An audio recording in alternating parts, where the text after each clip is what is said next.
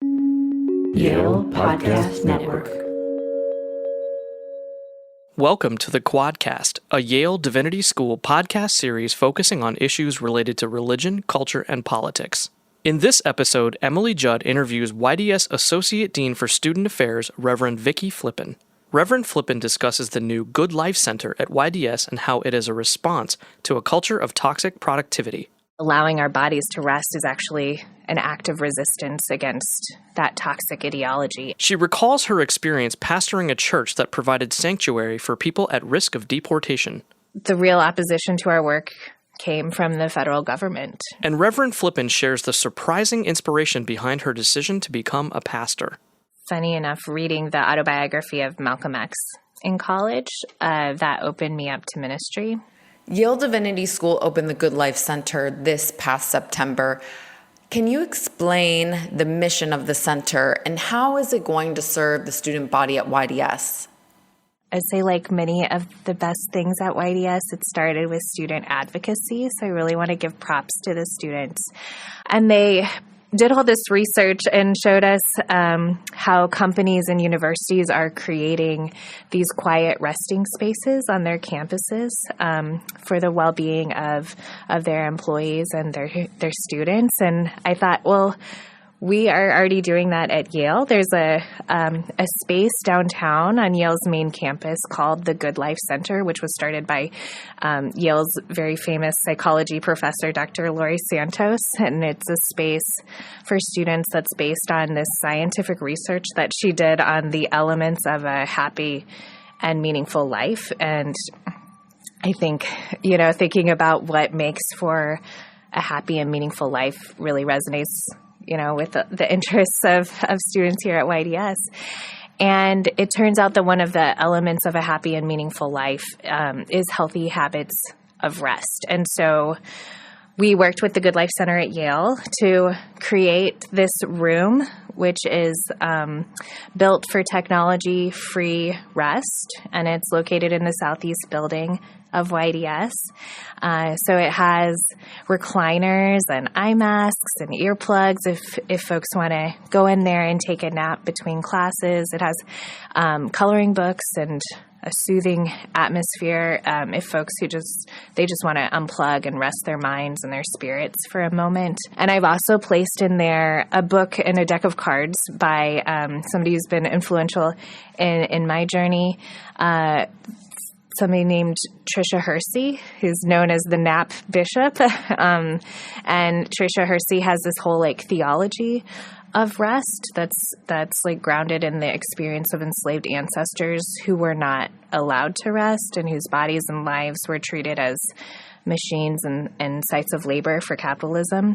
And she writes, a lot about how descendants of enslaved ancestors and how all of us, we still live under this ideology that our bodies are just sites of labor output. And we treat rest really as a luxury item that's out of reach for some people. Bodies and labor are still being exploited in our economy. And so Hersey writes about how allowing our bodies to rest is actually an act of resistance against that toxic ideology. And for me, Tricia Hersey's work kind of articulates what I think we're trying to do a little bit of with this new resting space at YDS. You currently serve as Associate Dean of Student Affairs at YDS.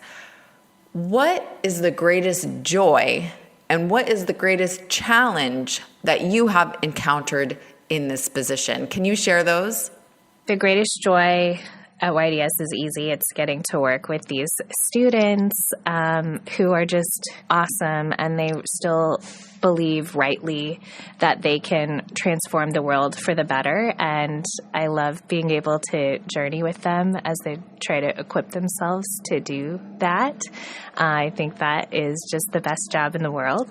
As for a challenge, I think one challenge is that I know what life can be like after a degree like this. I don't know if you relate to this, but we create this beautiful haven of faith and intellect here at YDS where students get to ask real hard questions about things like how Christianity has participated in oppressive systems. This is a place where they get to dream up more liberatory understandings of community and faith and language about the divine. And here we're surrounded by folks who are trying very hard to build a loving and just world. This is like a beautiful haven here at YDS. And it's also a bubble. Speaking for myself, when I went back out into the world, the world of American Christianity, the world of all these denominational politics and our local churches, it's just this very different from YDS. People are in a different place, and we live in this polarized society, and when we come out of YDS, I think we can find ourselves polarized on the other side of our own congregations and church families. And our challenge, I think, is to resist the idea that spiritual wisdom comes only from places like this, places like YDS. I mean, we get to experience something really special here, but we're not going to get very far out in the world if we forget how to listen deeply to people with other experiences and ways of thinking, or if we stop paying attention when people say things that don't conform to all of like our learned concepts that we get here, So I think the challenge is finding that balance between encouraging our students to be all in here and to stay spiritually open to the communities outside of here. Before your work at YDS, you served as a pastor at First and Summerfield United Methodist Church in New Haven, so not that far down the road from the YDS campus. And the church provided shelter for newly arrived refugees and sanctuary for people who are at risk of deportation. While you were there, did you notice that the church experienced any threats, any opposition for engaging in this type of work? That's a great question. I may be forgetting things, but really what I remember during our years of sanctuary work was just so much support. The people of our church were all in. They were doing this work before I even got to this church. Other faith communities in our area, students at Yale, just like regular folks in the community supported us. With volunteers, they would sleep overnight in the church. They would bring food. They would put their bodies with us at rallies. They would send financial gifts. So I'm also proud to say, we received unwavering support from our denominational leaders and agencies and Methodists from around the country, sent us notes of support and even financial contributions. So I don't remember opposition targeting our church or our work during that time. The real opposition to our work came from the federal government. Every time we called and we sent letters of support and we rallied to bolster the legal appeals of our sanctuary guests, and we repeatedly got the answer no. That was the opposition. It was our government and, frankly, the racist immigration laws of this country that made up the threats and the opposition to the work that we were trying to do as a church. There are some critics that say churches are wading into political waters if they provide sanctuary for people who are undocumented, but the churches themselves who are doing this say that they're acting out of a moral responsibility. Where do you fall on that? So I think that we're all in political waters all the time, no matter what we do or what we fail to do.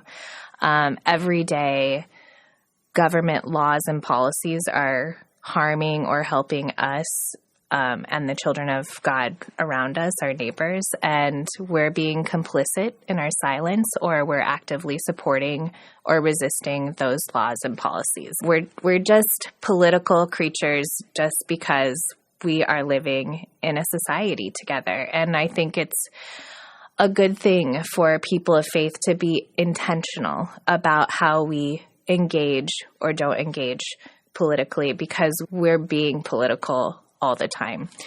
I would definitely agree that no church should put its faith in a political party or should be a religious wing of a political ideology. Our faith is not in powers and principalities, but I do believe that spiritual communities can and should have a voice in the public discourse. I mean, we're Christians speaking for myself, we follow Jesus of Nazareth, who was a very political human, who gave everything to bear witness to a gospel of compassion for the vulnerable in the face of power. And so for me, when it comes to immigration, when it comes to people who are at risk of deportation and family separation, I'm a follower of Jesus, and my loyalty is to God. It's not to the borders of a nation state. And when I see a neighbor who's fearful that, their father's going to be torn away from their family because of a racist immigration law, what I see is a neighbor suffering. I see Matthew 25, Jesus himself showing up in a suffering person in my community. And my faith tells me that I have to lead with love and compassion, even if it clashes with unjust laws. And so I guess that's what I have to say about faith and politics. Ministry runs in your family. Your mother was a Methodist missionary, and we've had so many people on this podcast who are ministers, who have said that at least one of their parents was involved in ministry. Did your mother's work as a missionary influence your own career direction? My mother was a long-term missionary in Taiwan, and she served for 14 years teaching English in a Methodist high school, and then as a psychology and counseling professor in a Methodist university in Taipei. And I think that her connection to the wider church, to international church agencies, and to this global network of United Methodist Women, and our deep family connections to Methodists in Taiwan, I think what that did was it gave me a sense that the Methodist Church is my family, for better or for worse. This is my family. It's my faith home. And wherever I go, that's who I am. That's where I come from.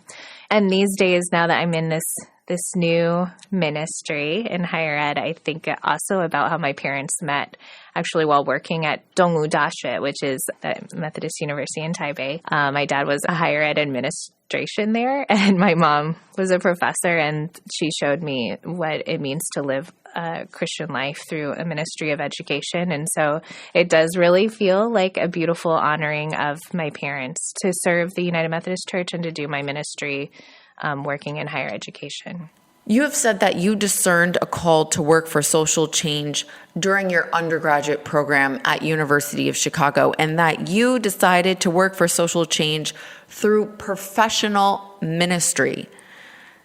What made you choose ministry as an avenue to advance social change rather than politics or activism or working in a civil society organization, let's say? What made you choose ministry to advance social change? So it was actually reading the autobiography of Malcolm X in college that opened me up to ministry. I went to college just 100% sure that I was going to be a scientist. My passion was astrobiology, which is the study of life elsewhere in the universe, which, looking back has obvious resonances, I think, with theology. But in college, I really started to feel this strong call to do something to help the brokenness I saw in our society. And I turned away from the sciences because I was just kind of noticing just a lot more of the social ills around me. And I was thinking, maybe I will do nonprofit work or direct service or advocacy. At one point I was like, maybe I'll be a midwife. But during that time